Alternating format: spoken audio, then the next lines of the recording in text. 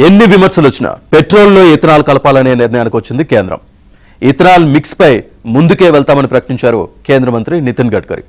అసలు ఏమిటి ఇథనాల్ గోల? దీనివల్ల గడ్కరీ కుమారునికి నిజంగా లబ్ధి చేకూరుతుందా? రైతులు బాగుపడతారా? వాహనాలు పాడైపోతాయా?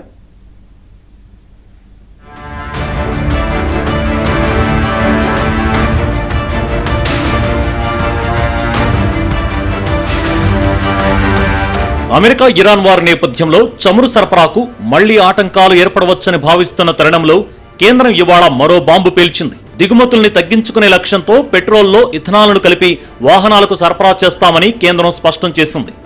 ఇథనాల్ కలిపిన పెట్రోల్ వల్ల తమ వాహనాలకు మైలేజ్ తగ్గిపోతుందని, వాహనాలు పాడైపోతున్నాయని విమర్శలు వెల్లువెత్తుతున్నా పట్టించుకోవడం లేదు. కేంద్ర మంత్రి గడ్కరీ వాహనదారులకు షాక్కుల మీద షాకులు ఇస్తున్నారు.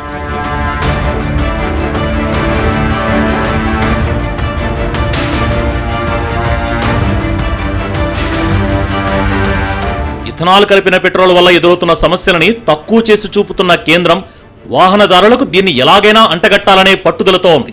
దీంతో ఇథనాల్ కలిపిన పెట్రోల్ కంటే 100% స్వచ్ఛమైన పెట్రోల్కు త్వరలో మరింత ధర చెల్లించాల్సి ఉంటుందని కేంద్ర మంత్రి గడ్కరీ చెప్పారు. ఇథనాల్ కలిపిన పెట్రోల్ వాడడానికి ఇష్టపడని వాహనదారులు 100% పెట్రోల్ను ఎంచుకోవచ్చని స్పష్టతనిచ్చారు.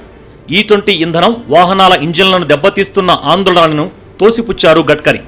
ఈ విషయంలో ప్రభుత్వానికి ఎలాంటి ఫిర్యాదులు అందలేదని స్పష్టం చేశారు. We are also facing a shortage of skilled driving. Happy that today it is to be a good start for Tata Motors. And one thing is very important.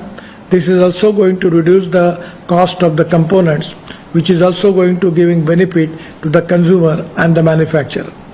Presently, we have a lot of imports related with the aluminum and other important material.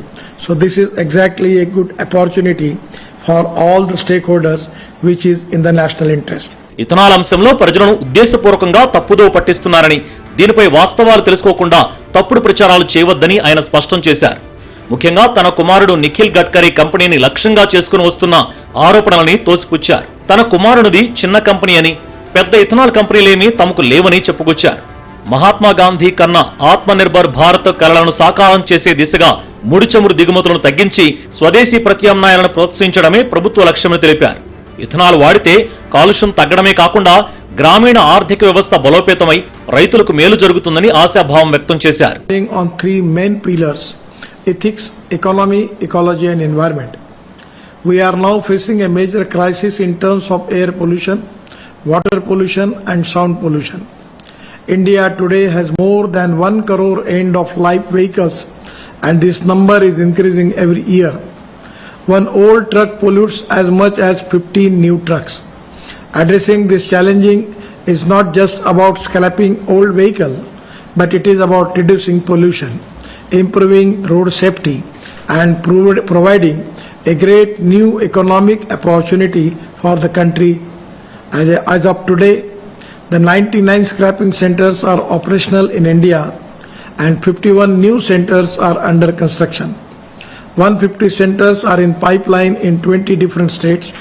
The private players have already committed ₹2,000 and rare earth materials like neodymium and new vehicles are not only safer but they are also fuel efficient. Ethanol కలపడం దేశంలో 2001లో pilot ప్రాజెక్టుగా ప్రారంభించారు. 2004లో అధికారికంగా ప్రకటించారు. 2006 నాటికి కొన్ని రాష్ట్రాలు కేంద్రపాలిత ప్రాంతాల్లో 5% ఇథనాల్ మిశ్రమం ప్రవేశపెట్టారు.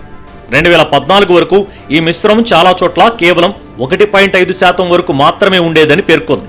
అయితే దీనికి ప్రధాన కారణం ఇథనాల్ కొరత. 2018 నుంచి భారీ స్థాయిలో ఇథనాల్ ఉత్పత్తి జరుగుతోంది. 2021 నుంచి భారీ స్థాయిలో ఇథనాల్పై పెట్టుబడులకు బడా కంపెనీలు ముందుకొచ్చాయి.